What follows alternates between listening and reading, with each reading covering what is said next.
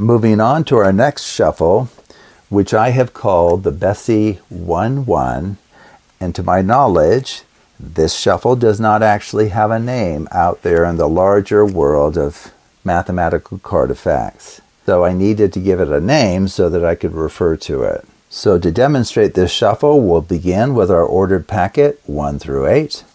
And how this shuffle works is you hold the cards in what's called biddle grip. This is called biddle grip, B-I-D-D-L-E.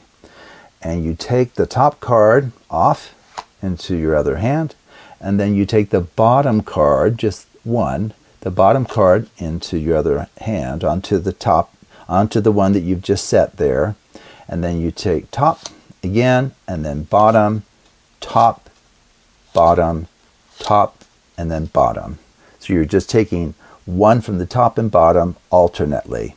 So what order does that result in? Well, let's set these out and see. Well, if you look at that, it's quite a mess, really. So we get 5, 4, 6, 3, 7, 2, 8, 1. And so if we look at Cauchy's two-line notation for this permutation, we get the following: 5, 4, 6, 3, 7, 2, 8, 1 on the bottom row of the two-line notation. And then we can convert this to cycle notation by just following the movement of these values.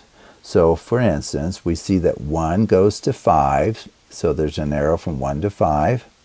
5 goes to 7, so 5 goes to 7. 7 goes to 8, so we have an arrow from 7 to 8. And then 8 goes back to 1, so it cycles around, so we get a 4 cycle. Next, if we look at what happens to 2, 2 goes to 4, so we have an arrow from 2 to 4. 4 goes to 3, 3 goes to 6, and then 6 goes to 2, which cycles around, so we get a second 4 cycle. If we color code the digits, we get the following. And remember, the color coding for the digits is as follows. 1, 4, 6 are color-coded black. 2, 3, 5, 8 are color-coded red. This will help us keep track of the movement of the objects in those positions. It will also help us readily detect whether inversion has occurred, which it has occurred in this current example. So we see that color coding, we get black 1 goes to red 5, which goes to black 7, which goes to red 8, which wraps around and goes to black 1. Red 2 goes to black 4, which goes to red 3, which goes to black 6, which wraps around and goes to red 2. So we see here that each value gets sent to a value of the opposite color. And when that happens, we know that inversion has occurred. So in particular, this tells us that if we begin with the Bessey sequence 1, 0, 0, 1, 0, 1, 1, 0, and perform a Bessey 1, 1, we will get an inversion of this sequence. So let's go ahead and just demonstrate that. So the Bessey 1, 1, you take the top one, and then the bottom, one from the top, one from the bottom, one from the top, one from the bottom, one from the top, one from the bottom. There's only one left. So let's see if inversion has occurred. It has indeed. The sequence is now 0, 1, 1, 0, 1, 0, 0, 1. So all of the cards that were originally in the positions marked by 1s are now in the positions originally marked by 0s. In other words, the cards originally in positions 1, 4, 6, 7 have now been moved to positions 2, 3, 5, 8 according to the assignments described here in our permutation notation. If we take a look at the graph that's bottom left, we can see that the Bessey 1, 1 is quite a chaotic little shuffle, but nonetheless, it does not destroy the fundamental nature of a Bessey sequence. Remember, Bessey sequences of order 8 come as a pair. So a shuffle is a Bessey shuffle if it either preserves the Bessey sequence, you get the exact sequence form back, or it inverts it. So why don't we go ahead and just step through this. So 1 goes to 5, goes to 7, goes to 8.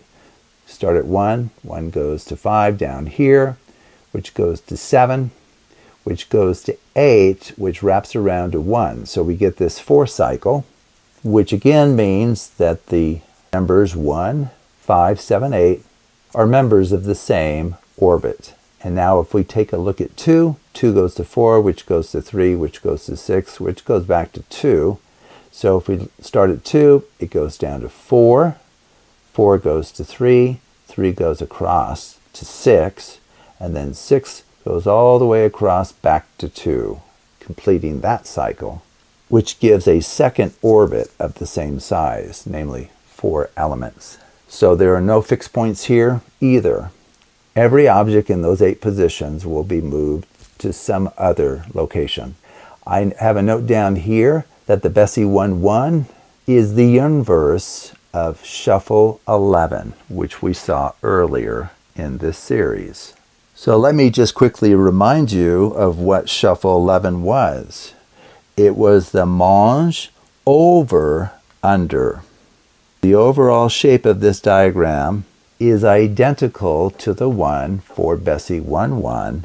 The only difference is the arrows are reversed. All of the arrows here are reversed from what they are in the shuffle diagram for the Bessey 1-1 shuffle.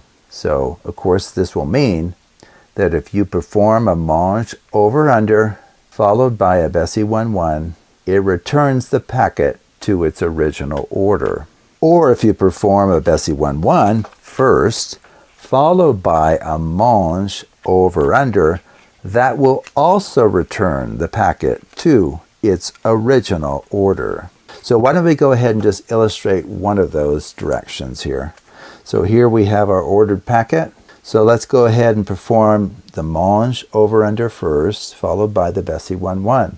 So recall, the mange over under is where you push over the top card. Now this next top card goes over the one in your other hand, and then the next card goes under. Over, under, over, under, over. Well, if we follow that with the Bessey 1-1, we will reset the packet. So we take the top, one from the top, one from the bottom, top, bottom, top, bottom, top, bottom. There's only one card left.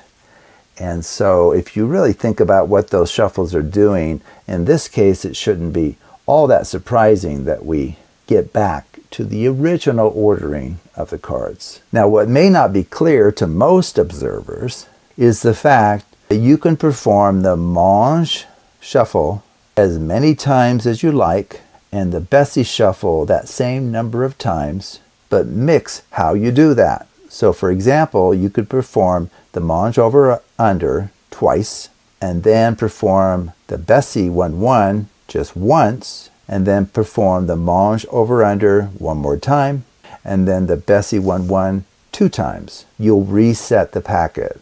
The key is you just need to perform the mange over under and the Bessey 1-1 the same number of times altogether. But the exact order in which you do that will not matter. Now that's not as clear to a majority of observers.